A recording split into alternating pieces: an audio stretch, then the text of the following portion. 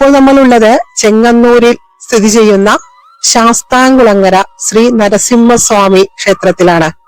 അതിപുരാതനമായ ഈ ക്ഷേത്രം പുരാവസ്തു വകുപ്പിന്റെ സംരക്ഷണത്തിന് കീഴിലാണുള്ളത്. നാലമ്പലത്തിലേക്ക് സ്ത്രീകൾക്ക് പ്രവേശനമില്ലാത്ത ഒരു ക്ഷേത്രമാണിത്. ഇത്തരം അതിപുരാതനമായ ക്ഷേത്രങ്ങളൊക്കെ നമ്മൾ അറിയേണ്ടത് തന്നെയാണ്. ശ്രീ പത്മനാഭസ്വാമി ക്ഷേത്രവുമായി ബന്ധമുള്ള ശ്രീ പത്മനാഭന് സ്വാമിയാർ പുഷ്പാഞ്ജലി നടത്തുവാൻ അവകാശമുള്ള മൂഞ്ചിറ മഠവുമായി ഈ പുരാതന ക്ഷേത്രത്തിന് ബന്ധമുണ്ട്.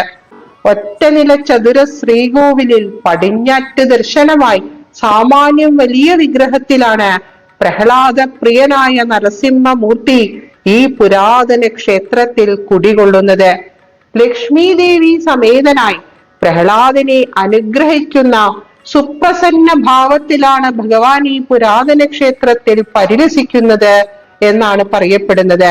14-ാം നൂറ്റാണ്ടിലെ പല ദാരുശില്പങ്ങളും പല പുരാതന ശിലാലിഖിതങ്ങളുമൊക്കെ ഇവിടെ നിന്നും കണ്ടെടുത്തിട്ടുണ്ട്.